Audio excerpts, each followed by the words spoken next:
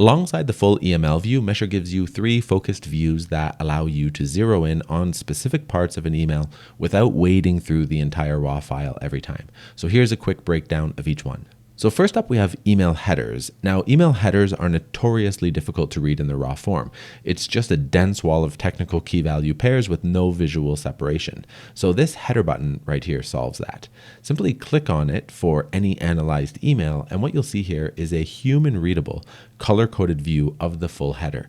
Each section clearly separated, each key and its corresponding value displayed in a clean, easy-to-scan format.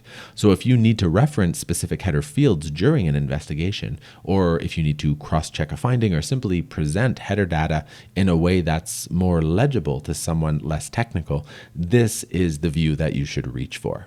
Next up, we have the email body view. So sometimes you just need to read the email. No headers, no metadata, no surrounding noise. The email button strips all of that away and shows you the raw body content exactly as it was written. It's clean here. As you can see, it's isolated and it's easy to reference when you're analyzing language, tone, or the specific content of what was said. Now, next up, we have the CC view here. So the CC button surfaces everyone who was copied on the email.